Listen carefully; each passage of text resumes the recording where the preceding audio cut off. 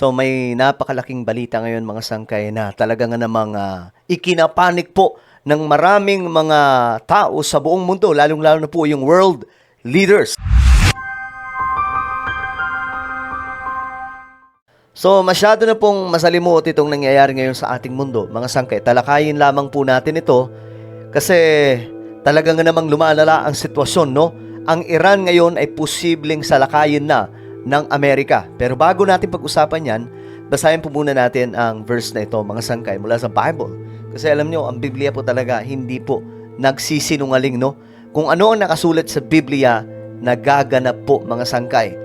Hindi po nagkakamali kung ano ang mga nakapropesiya sa Biblia.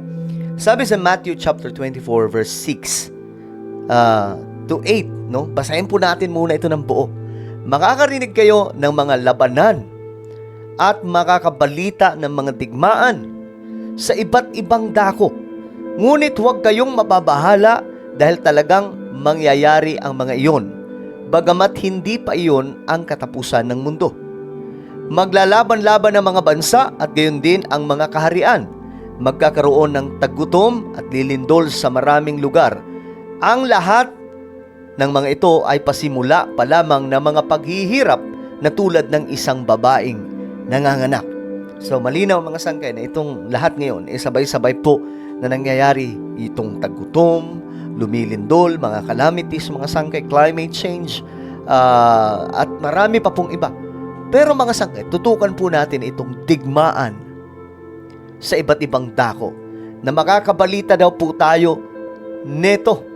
At dito mga sangkay, detalyado po na sinabi ng Biblia, maglalaban-laban ang mga bansa at gayon din ang mga kaharian. So lahat ng ito mga sangkay, inangyayari po sa panahon natin ngayon, di ba? Mga sangkay, lahat ng ito ay nagaganap po sa ating panahon ngayon. Yun po yung nakakabahala sa iba mga sangkay, lalong-lalo na po sa mga hindi pa naglilingkod sa ating Panginoon.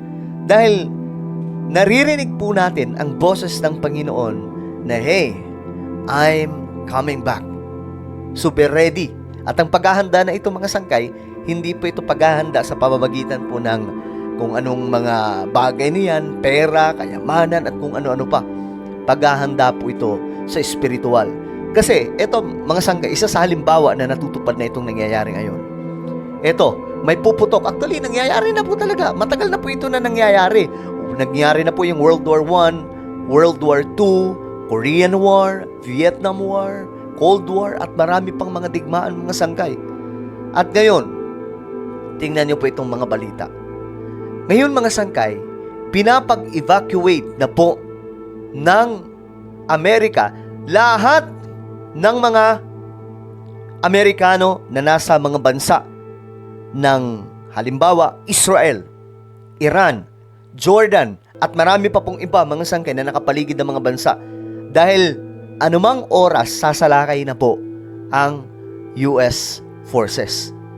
So malinaw mga sangkay na natutupad po talaga yung propesiya na nakasulat sa Biblia. At ngayon nga po mga sangkay, ito yung mga balita, no? Ang embassy ng embassies evacuate over Iran fears as Trump says he's not happy. O, tingnan po natin ang balita ko. The drumbeat of war with Iran keeps growing louder. More U.S. aircraft arrived in the Middle East, along with the USS Gerald R. Ford, the largest aircraft carrier in the world. Well, we haven't made a final decision. We're not exactly happy with the way they're negotiated. They cannot have nuclear weapons. Increasingly, it seems U.S. President Donald Trump is intent on striking Iran. The U.S. ordered non-essential staff to leave its embassy in Jerusalem. The UK removed staff from its embassy in Tehran. While Canada joined a growing list of countries urging its citizens to leave Iran immediately, while they still can.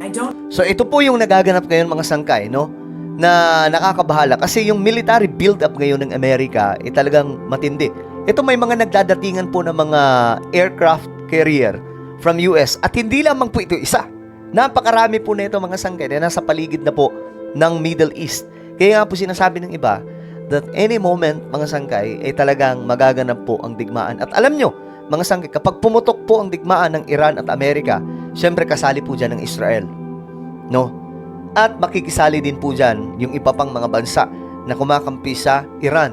At kapag nangyari ito, we all know, mga sangkay, ang Russia, malapit sa Iran. Ang China, ganun din. So, kapag nangyari ito, baka pumutok ang ikatlong digmaang pandaigdigan. At ito po yung kinakatakutan ng iba mga sangkay. Siyempre, mayroon pong mga nuclear weapons itong mga malalaking bansa. That's why, mga sangkay, talagang namang delikado ito magaganap ngayon kung sakasakali na aatake itong bansang Amerika dito sa Iran. Pero mga sangkay, hindi na rin po tayo nagtataka sa mga ganap na to kasi nga po, ito ay nakasulat sa Biblia, no? Na magaganap nga po itong mga sigalot ng mga digmaan, mga awayan ng mga bansa. Pero bilang isang tao, natatakot pa rin po tayo mga sangkay sa mga kaganapan na ito.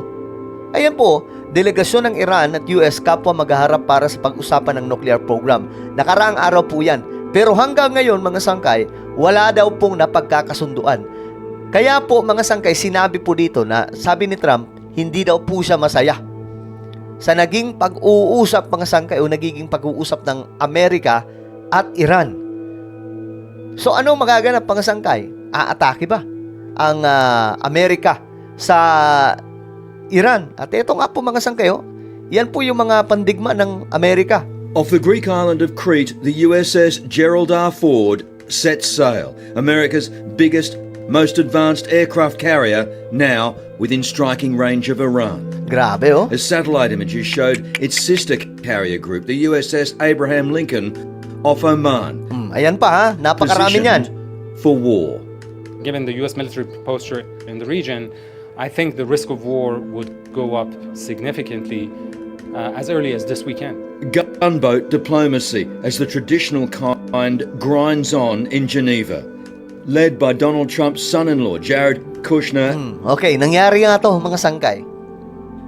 Pero, ang bad news, wala pang napagkasunduan.